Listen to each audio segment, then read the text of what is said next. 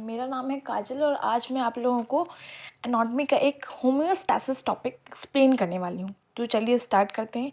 पहली बात है, होम्योस्टैसिस एक्चुअल में होता क्या है। होम्योस्टैसिस का मतलब होता है कि हमारी बॉडी में जो इक्विलिब्रियम होता है, डायनामिक इक्विलिब्रियम, उसको बैलेंस करना। मतलब कि हमारी बॉडी में जो फ्लूइड होते हैं, इलेक्ट्रोलाइट्स होते हैं, जो मेटाबॉलिज्म होता है, तो वो हमारी बॉडी में कैसे बैलेंस्ड होता है, मतलब हमारी बॉडी का बैलेंस कैसे बनता है और हमारी बॉडी का इक्विलिब्रियम कैसे मेंटेन होता है, उस पूरे होल मैकेनिज्म को हम क्या बोलते हैं, होम्योस्टैसिस कहते हैं। आइए देखते हैं। The composition of the internal environment is tightly controlled and this Fairlie constant state is called homeostasis. मतलब कि जितना भी कंपोजिशन होता है इंटरनल एनवायरनमेंट, मतलब हमारे बॉडी के अंदर का, तो जो कंट्रोल होता है, मतलब जिस चीज़ को हम कंट्रोल करके रखते हैं, इसी को हम क्या बोलते हैं, इसको हम कहते हैं homeostasis. Literally this term means unchanging, जिसका मतलब होता है चेंज ना होना, मतलब कि बैलेंस होके रखना। बट इन प्रैक्टिकल, लेकिन अगर हम प्रैक्टिकली बात कर ले, it describes as a dynamic, जो कि मैंने अभी आप लोगों को स्टार्टिंग में बताया था, डायनेमिक इक्विलिब्रियम। मतलब क्या, ये डायनेमिक का मतलब होता है फंक्शनल। तो कैसा है, फंक्शनल है। Our changing situation, it means के सिचुएशंस के अकॉर्डिंग वेरी करता रहता है, मीनिंग चेंज होता रहता है। Where a multitude of physiological mechanism and measurement are kept within narrow limits। सब किसकी कुछ ना कुछ लिमिट्स होती हैं। जब ये बैलेंस थ्रेटेंड और लॉस, जब ये बैलेंस हमारा लॉस हो जाता है, मतलब कि डिसबैलेंस हो जाता है, तो बहुत ज़्यादा सीरियस रिस्क होता है हमारी बॉडी को बैलेंस करने के लिए। तो उसी को बैलेंस करने के लिए हमारी बॉडी में कुछ मैकेनिज्म होते हैं। उन मैकेनिज्म को हम लोग क्या बोलते हैं, उन मैकेनिज्म को हम लोग बोलते हैं control mechanism. Okay, now let's अब स्टार्ट। हम कंट्रोल सिस्टम और कंट्रोल मैकेनिज्म क्या क्या हो सकते हैं। तो जो कंट्रोल सिस्टम होते हैं, homeostasis is maintain by control system. कुछ हमारी बॉडी में सिस्टम्स होते हैं, उन सिस्टम्स के द्वारा ही जो होम्योस्टैसिस की कंडीशन होती है वो हमारी बॉडी में कंट्रोल की जाती है। जैसे that detect and respond to changes in the internal environment, मतलब हमारी बॉडी में इंटरनली कुछ ना कुछ चेंजेस होते रहते हैं। जैसे हमने कुछ खाना खाया, वो खाना हमारी बॉडी के अंदर एंटर किया, एंटर करने के बाद में उसमें जो जो चेंजेस आएंगे वो सारे हमारे किस में आएंगे, इंटरनल एनवायरनमेंट में आएंगे। A control system has 3 basic components. हमारे जो कंट्रोल सिस्टम में 3 बेसिक कंपोनेंट्स होते हैं। वो क्या क्या होते हैं, detector, controller, centre and effector. Detector का मतलब हो गया कि जो उस चीज़ को डिटेक्ट कर रहा है। कंट्रोल का मतलब क्या हो गया, कंट्रोल सेंटर। हमारी बॉडी का कंट्रोल सेंटर क्या है, हाइपोथैलेमस, जो पूरा कंट्रोल करके रखता है। एंड इफेक्टर, इफेक्टर का मतलब होता है कि हमारा ऑर्गन, बॉडी का कौन सा ऑर्गन इफेक्ट हो रहा है, दैट इज कॉल्ड इफेक्टर और the effector organ. The control centre determines the limits with in each which the variable factor should be maintained. जो कंट्रोल सेंटर होता है वो हमारे लिमिट्स को आइडेंटिफाइड करता है, और वेरिएबल फैक्टर, जो हमारा वेरिएबल का एक होता है variable and the other is constant. जो वेरिएबल होता है उसकी वैल्यू डिफर होती रहती है, मतलब वो हमारा चेंज हो सकता है, वो हमारा मेंटेन होके रखता है। It receives an output from the detector, जो डिटेक्टर से आउटपुट रिसीव करता है, और सेंसर, मतलब जो भी उसको मिल रहा है वहाँ से, लाइक कुछ उसको सेंसेशन आए, उसको कुछ इंस्ट्रक्शंस आए, वो हमारे सेंसर्स में आएंगे। And integrates the incoming information, जो उसके पास इन्फॉर्मेशन आएगी उसको वो सेंट्रलाइज करेगा। जैसे हमारी बॉडी के अंदर आया कि फॉर एग्जाम्पल बाहर बहुत ज़्यादा हॉट वेदर है, तो हमारी बॉडी को ऑटोमेटिक हाइपोथैलेमस के पास एक इंस्ट्रक्शन जाएगा कि the outside weather is too hot, और आपको अपने अंदर अपने बॉडी के टेम्परेचर क्या करना है, रिड्यूस करना। तो हमारे बॉडी का टेम्परेचर ऑटोमेटिक रिड्यूस हो जाएगा और हमारे बॉडी में स्वेटिंग होने लगेगी।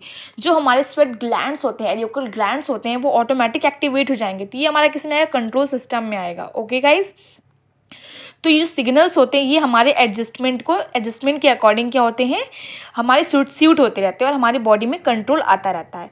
The control centre response and it's output of the effector organ is change. अब हमारा इफेक्टर ऑर्गन यहाँ पे क्या हो गया, स्किन हो गया। मैंने आपको एक एग्जाम्पल दिया कि हमारा आउटसाइड का वेदर बहुत ज़्यादा ठंडा है, बहुत ज़्यादा हॉट है। अब हमारी बॉडी को उसके अकॉर्डिंग अपने आप को बैलेंस करना है, तो हमारे इफेक्ट, जो हमारा बॉडी, फॉर एग्जांपल हमारा कंट्रोलर क्या है, हमारा कंट्रोलर ब्रेन है। तो ब्रेन के पास क्या गया, रिस्पॉन्स गया कि it is very emergency condition, और आप अपने बॉडी के जितने भी स्वेट ग्लैंड्स हैं उनको एक्टिवेट करिए, और जिसके थ्रू स्वेटनिंग हो सके। तो स्वेट होगी तो हमारी बॉडी का टेम्परेचर क्या हो जाएगा, बैलेंस रहेगा, क्योंकि बाहर बहुत ज़्यादा हॉट वेदर है। तो जब बॉडी में स्वेट होगा तो क्या होगा, हमारा स्वेट क्यों हो रहा है, क्योंकि अगर बाहर हॉट है तो उसको थोड़ा कोल्ड करने के लिए स्वेटिंग हो रही है, हमारे ग्लैंड्स हमारे एक्टिवेट हो गए। This is called positive feedback mechanism. इसी को हम कंट्रोल सिस्टम में पॉजिटिव फीडबैक मैकेनिज्म कहते हैं। अब हमारी बॉडी में दो तरह से मैकेनिज्म होते हैं, एक पॉजिटिव फीडबैक, एक negative feedback. Positive feedback mechanism is much less common but important. Example क्या है इसका, एक हम एग्जाम्पल देंगे कि including control of uterine contraction during child birth and blood clotting. देखो, जब हमें फॉर एग्जाम्पल हमारे कोई चोट लग गई, ठीक है, तो हमारे पास एक्टिवेटर्स ऑलरेडी जाएंगे, जो हमारे क्लॉटिंग फैक्टर्स होते हैं, प्रोथ्रोम्बिन, थ्रोम्बिन, ये सब, तो ऑटोमेटिक उनके पास जाएगा, क्या जाएगा कि जल्दी से इन फैक्टर्स को एक्टिवेट करो क्योंकि ब्लीडिंग बहुत ज़्यादा हो रही है। तो ऑटोमेटिक क्या होगा, हमारा क्लॉटिंग फैक्टर एक्टिवेट होंगे और ब्लड ब्लीडिंग स्टॉप हो जाएगी।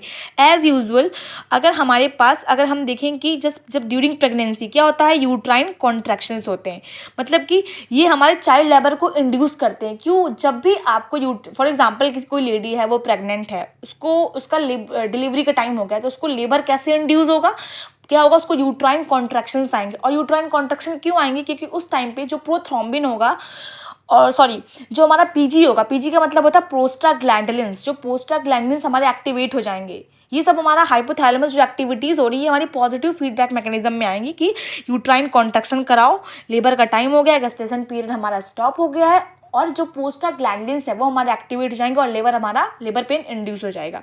इसी को हम क्या कहते हैं, इसको हम कहते हैं पॉजिटिव फीडबैक मैकेनिज्म। तो ये सारे हमारे बॉडी के कंट्रोल सिस्टम होते हैं कि हम कैसे अपनी बॉडी में जो होम्योस्टेसिस होता है, होम्योस्टेसिस मतलब कि हम अपने बॉडी के सिस्टम को कैसे बैलेंस करके और कंट्रोल करके रख रहे हैं। ऐसे ही अब आता है हमारी बॉडी में, एक होता है नेगेटिव फीडबैक मैकेनिज्म, एक होता है पॉजिटिव फीडबैक मैकेनिज्म। अब हम देखेंगे कि नेगेटिव फीडबैक मैकेनिज्म क्या होता है। तो नेगेटिव फीडबैक मैकेनिज्म जैसे कि फिगर नंबर 2.12 में दिया है, क्या है, आइए देखते हैं फिगर नंबर 2.2 में क्या दिया है। देखिए क्या दिया है, यहाँ पे दिया है डिटेक्टर। डिटेक्टर क्या है, यहाँ पे थर्मोस्टैट जो हमारे, थर्मल का मतलब होता है एनर्जी, जो एनर्जी को कंट्रोल करने, डिटेक्टर मतलब एनर्जी को डिटेक्ट कर रहा है। कंट्रोल सेंटर क्या है, हमारा बॉयलर कंट्रोल यूनिट, ये एक एग्जांपल दिया गया है, ठीक है। इफेक्टर यहाँ पे क्या है, बॉयलर है। रूम टेम्परेचर राइज हो रहा है, जैसे ही हमारा रूम टेम्परेचर बढ़ा वैसे ही gradual heat loss from the room, ऐसे ही हमारी हीट क्या है, रूम से लॉस हो रही है। मतलब कि जब हमारी हीट रूम से जा रही है तो फिर हमारा क्या होगा, रूम टेम्परेचर क्या हो जाएगा, फॉल हो जाएगा, मतलब कम हो जाएगा। जब हमारा रूम टेम्परेचर कम होगा तो क्या होगा, टर्न्स ऑन द डिटेक्टर को इसने क्या कर दिया, ऑन कर दिया। क्यों, क्योंकि रूम टेम्परेचर कम हो गया। अब आया कि भाई रूम टेम्परेचर कम हो गया है, आपको थर्मोस्टैट मतलब एनर्जी जनरेट करिए और रूम टेम्परेचर को बढ़ाइए। तो वैसे ही क्या हुआ कि बॉयलर यूनिट एक्टिवेट हो गई, इफेक्टर ऑर्गन एक्टिवेट हो गया, रूम का टेम्परेचर बढ़ गया। ये क्या है, पॉजिटिव फीडबैक मैकेनिज्म है। अब हमारा रूम टेम्परेचर बढ़ गया, ठीक, अब इसको कम भी तो करना पड़ेगा। तो कैसे जाएगा, निगेटिव फीडबैक मैकेनिज्म, ये मतलब टर्न ऑफ हो जाएगा। इसके पास जाएगा कि नहीं भाई कम करो, बहुत ज़्यादा गर्मी हो रही है, तो इफेक्टर ऑर्गन क्या करेगा, उस चीज़ को क्या करेगा, रिड्यूस कर देगा। ये क्या है, पॉजिटिव, और इधर से क्या है, निगेटिव। ये हमारे फीडबैक मैकेनिज्म है। तो इसमें यही बताया गया है कि कैसे हम किसको कंट्रोल करते हैं। ये हम पॉजिटिव और नेगेटिव फीडबैक मैकेनिज्म हमारा कैसे आता है, इसको हम एक बार रिवाइज कर लेते हैं। कैसे, हमारी फॉर एग्जांपल रूम का टेम्परेचर बहुत ज़्यादा कम हो गया, वैसे ही हमारे सेंसेस एक्टिवेट हो गए, टर्न ऑन हो गया और डिटेक्टर थर्मोस्टैट के पास पहुंचा। थर्मल का मतलब होता है एनर्जी, स्टैट का मतलब होता है जनरेट करना।